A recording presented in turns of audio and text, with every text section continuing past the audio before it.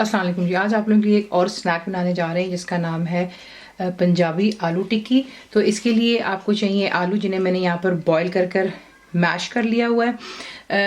1 kilo आलू है यहाँ पर मेरे पास में, और मैंने इसमें ½ टीस्पून नमक डाला था इसको बॉईल करते वक्त। उसके बाद बीच में जाएगी चने की दाल, ये काम मैं कर चुकी हुई हूँ। आधा कप आप कच्ची चने की दाल लेंगे, उसे अच्छे से धोएंगे और उसके बाद आपने उसे खुले पानी में ½ टीस्पून जितनी हल्दी डालेंगे और ½ टीस्पून नमक, और वो डाल करके आपने इसको इतनी अच्छी तरह बॉईल करना है कि बिल्कुल सॉफ्ट हो जाए, फिर आप इसको आसानी से मैश कर सकते हैं।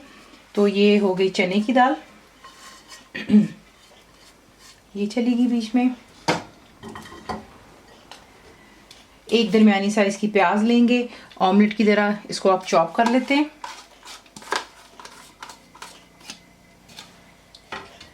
लेमन जूस जाएगा 2 टेबलस्पून जितना। हरी मिर्चें 4 अदद हैं, इसे चॉप कर लीजिएगा। नमक 1.5 टीस्पून है, या अपने जायके के मुताबिक आप कम या ज़्यादा कर सकते हैं। पिसी हुई लाल मिर्चें 1 टीस्पून भरकर है। गरम मसाला पाउडर, ये मेरा होममेड है, ये भी 1 टीस्पून भरकर है। और रायदान आपको चाहिए इसमें 1 टीस्पून। ठीक है, साथ ही बीच में आप डालेंगे 2-3 टेबलस्पून जितना पुदीना यानी कि मिंट, और इसी से ही 3-4 टेबलस्पून हरा धनिया।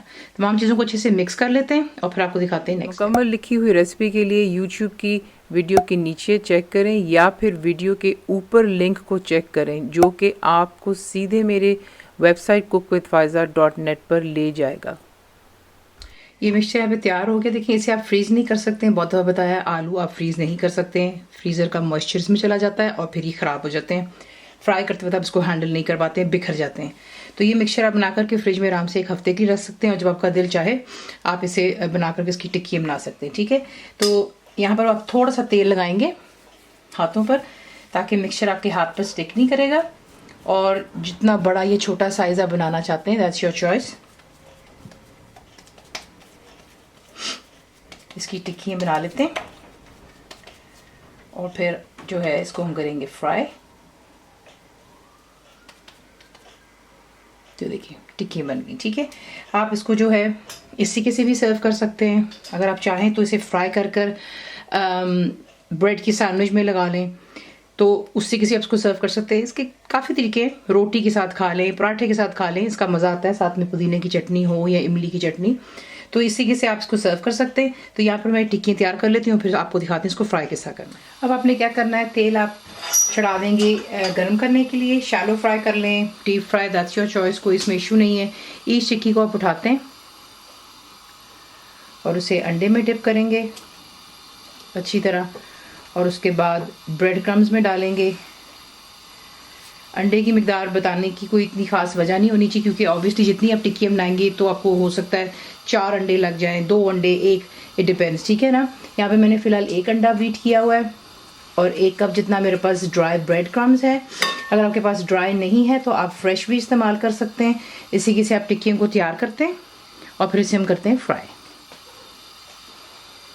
अब आपने सिंपली तेल गरम करना है और उसके अंदर आप इसी से शामी इसको डालेंगे टिक्कियों को, और आपने इसको मीडियम टू हाई फ्लेम पर ही रख लें, इसलिए क्योंकि सब कुछ इसमें कुक्ड है, सिर्फ हमने इसको गोल्डन कलर ही देना है।